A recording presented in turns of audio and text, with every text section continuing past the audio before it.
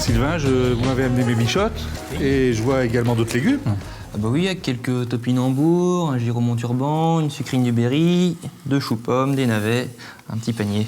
Et tout ça, c'est produit dans votre ferme qui se trouve À Saint-Mémin. à Saint-Mémin. Très bien. Donc les bichottes, racontez-moi, c'est quoi exactement les bichottes? Les bichottes, donc c'est ce qu'on appelle le chou vache traditionnellement dans la région. Donc c'est le chou vert qui monte à peu près à 1,20 m de hauteur et on cueille seulement le petit bouquet à l'intérieur, qui est très tendre et qu'on mange, voilà. Et donc ce chou a vraiment un goût très particulier, parce que c'est un goût qui est entre le chou et l'asperge un petit peu. Ah oui, exact. Et d'ailleurs, vous faites bien de le dire, parce que cette partie-là, la partie ligneuse du chou, peut être consommée en enlevant les feuilles, et on appelle ça l'asperge du gueux. L'asperge du gueux. Voilà. Très bien. Et alors ce chou à vache, donc quand j'ai coupé la pointe comme ça, le chou après est-ce que ça repousse un petit peu? Certaines variétés, oui, on appelle même en patois, on dit qu'elle rojetoune. Un rojetoune. Voilà. D'accord. Et donc ça veut dire qu'on peut le couper comme ça une fois, 2 fois?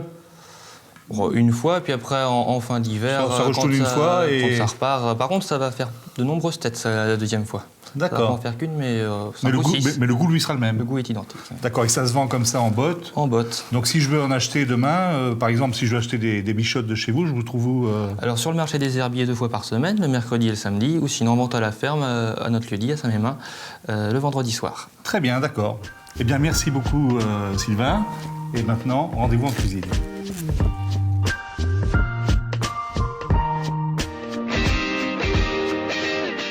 Pour cuire les bichottes, il faut séparer les feuilles des tiges, parce que les tiges cuisent beaucoup plus longtemps que les feuilles. Et ça permettra aussi de garder les feuilles bien vertes. Donc vous voyez, simple pression avec le pouce et l'index. J'enlève la feuille, je garde bien les tiges toutes seules. Ensuite, les tiges, je les coupe en 2 cm de long, comme ceci. Et ensuite, je vais les cuire en premier dans de l'eau salée.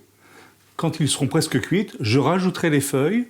Et lorsque les feuilles seront cuites, j'égouttrai l'ensemble pour continuer la cuisson ensuite dans la fondue d'oignon à la crème fraîche. Donc, j'ai blanchi mes bichottes.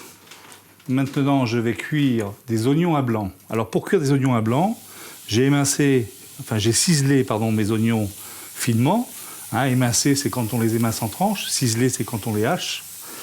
Donc, j'ai ciselé mes oignons que je fais fondre avec du beurre et une pointe de sel dès le début.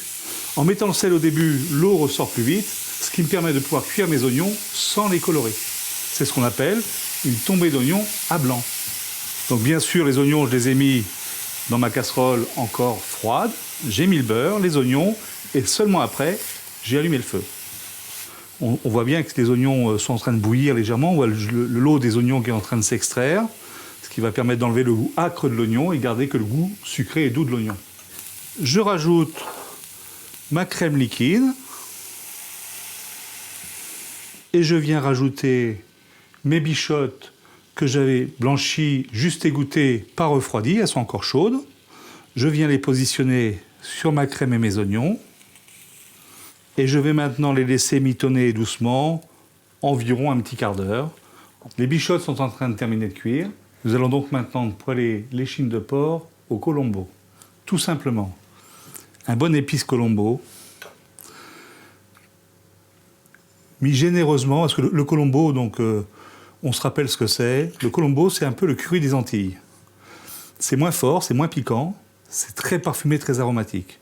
J'ai mis une petite pointe d'huile d'olive. La poêle est bien chaude, vous voyez, elle commence à fumer. Je vais baisser légèrement le feu pour pas... Voilà. Donc bien saisi. Et ensuite, ça va cuire tout doucement. Et ensuite, il faut cuire doucement. Vous savez que le porc, ça se mange bien cuit. Donc il ne faut pas le cuire à feu trop vif, sinon la viande brûlerait en surface avant d'être cuite à cœur.